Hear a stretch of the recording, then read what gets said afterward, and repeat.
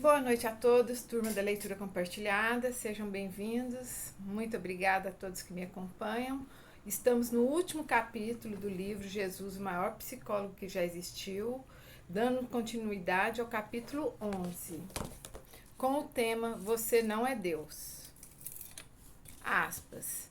Ao Senhor teu Deus adorarás e somente a Ele servirás. Lucas 4:8. Choe é uma alma torturada. Ela se mortifica por qualquer coisa, constantemente sente-se culpada e reduziu o contato humano na sua vida a uns poucos amigos que raramente vê. Choe quase não sai de casa porque tem medo de que possa acontecer alguma coisa que arruine seu dia, de modo que prefere não deixar a segurança do seu apartamento. Choe morre de medo de micróbios e passa uma enorme parte do dia ocupada em livrar-se deles.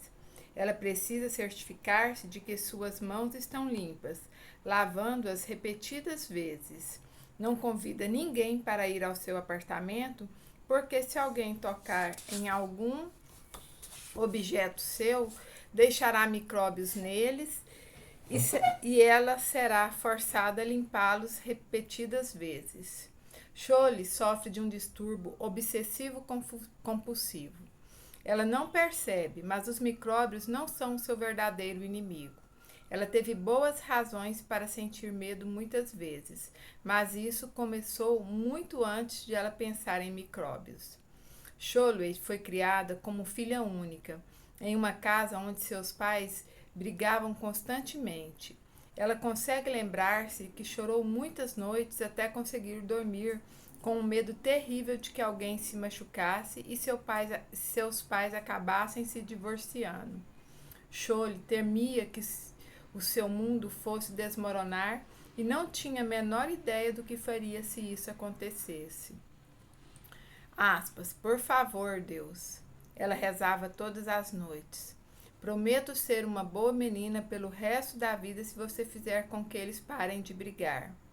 Mas os pais de Choe continuavam a brigar, de modo que, com o tempo, a menina voltou-se para o mundo secreto de fantasia para lidar com seu medo. Ela imaginava que se fizesse o percurso da escola até em casa sem pisar em nenhuma rachadura na calçada, seus pais não discutiriam naquela noite. Às vezes, quando os ouvia brigando, ela imaginava que se pensasse com suficiente intensidade em uma palavra específica, ela os faria parar. Como os pais de Choe não a fazia sentir-se segura, ela tinha que procurar segurança sozinha. Se não havia ninguém maior e mais forte que ela em quem pudesse confiar, ela tinha então que confiar no pensamento mágico da sua mente. Infelizmente, a fantasia de Choe de que a sua mente possuía poderes mágicos expandiu-se além da tentativa de fazer os pais pararem de brigar. Quando atingiu a idade adulta, a fantasia havia se difundido por várias áreas da sua vida na tentativa de criar uma sensação de segurança em seu mundo cheio de ameaças. Hoje em dia, a sua principal preocupação são os micróbios. Agora ela imagina que se sentir os ditames da sua mente, ficará a salvo dos perigos que os micróbios oferecem. Como não podia confiar nos pais e nem mesmo em Deus para protegê-la do mal, ela foi obrigada a depositar a sua confiança no poder da própria mente. Jesus ensinou que as pessoas, no seu desejo de segurança e proteção, precisam ter consciência do amor de Deus. Do amor de Deus. Idolatrar qualquer outra coisa simplesmente não funciona. Precisamos sentir-nos protegidos, mas não podemos obter esse sentimento sem que alguém maior do que nós esteja presente quando precisamos. Sob o aspecto psicológico, só podemos desenvolver a capacidade de nos acalmar se tivermos tido em nossa vida alguém em quem podíamos confiar e admirar durante a nossa fase de desenvolvimento.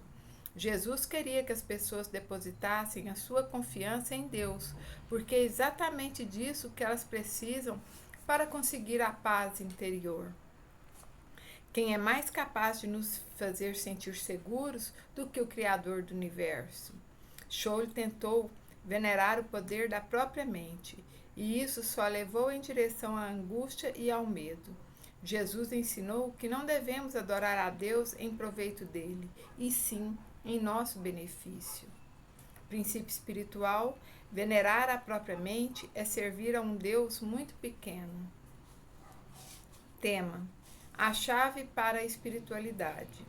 Aspas. Aquele a quem pouco se perdoa, pouco ama. Lucas 7,47. Considero importante examinar o passado, mas não creio que devemos viver nele. Com essa observação, quero dizer que compreender o impacto da nossa história passada no nosso presente nos deixa livres para fazer as escolhas mais saudáveis. Rebeca não entendia de que maneira sua infância estava prejudicando sua vida na idade adulta. Paradoxalmente, é conversando a respeito do passado que podemos livrar-nos dele. Rebeca foi criada em uma comunidade conservadora onde aprendeu valores familiares tradicionais. Ela é grata pela criação que teve e ama muito seus pais.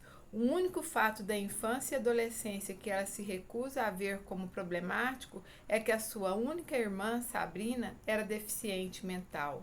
Isto representou um fardo financeiro e emocional para seus pais, e Rebeca reconhecia isso.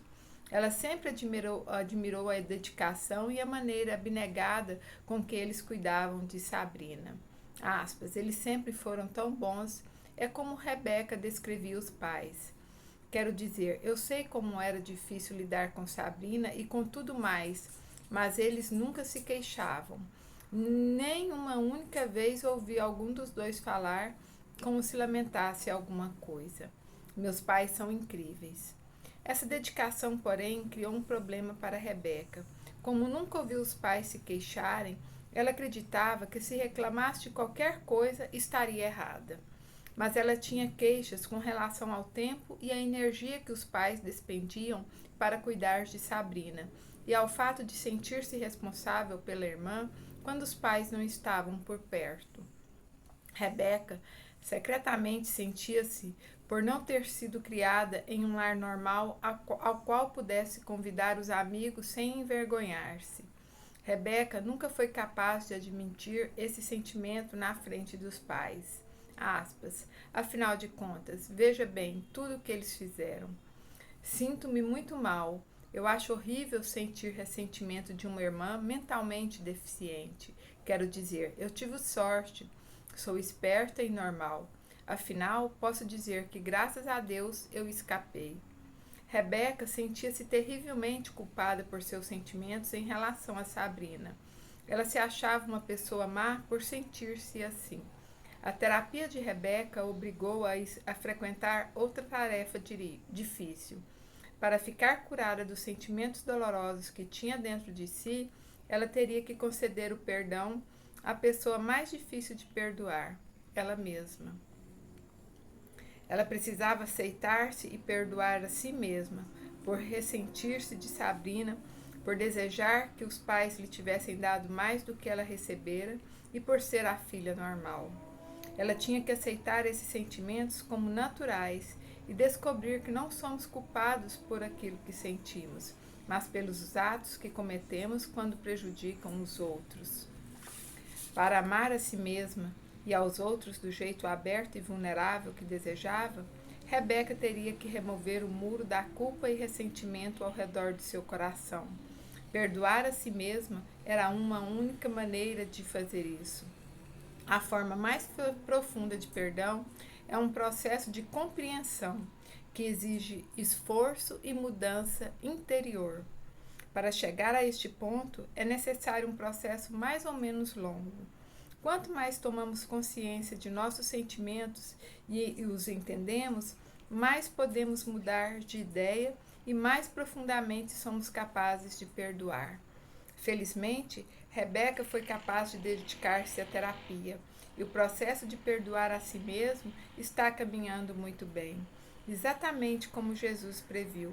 Existe um poderoso relacionamento entre os sentimentos perdoados e a capacidade de amar. A pessoa que Rebeca precisava perdoar era ela mesma. Jesus ensinou que o perdão é uma das ferramentas mais poderosas à disposição da humanidade. Muitos subestimam a importância psicológica do perdão. A vida de inúmeras pessoas foi transformada no decorrer da história humana por sentirem-se aceitas e perdoadas. Além disso, Jesus também ensinou que o perdão beneficia quem perdoa. O perdão remove os ressentimentos que nos impedem de se... O perdão remove os ressentimentos que nos impedem de desenvolver nossa espiritualidade.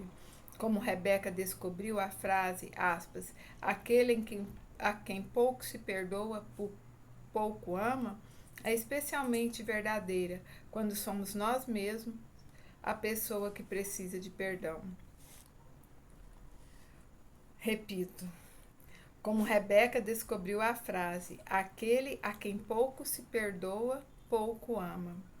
É especialmente verdadeira quando somos nós a pessoa que precisa de perdão. Princípio espiritual. Existem ocasiões em que perdoar a nós mesmos é o mais árduo ato de amor. Assim é.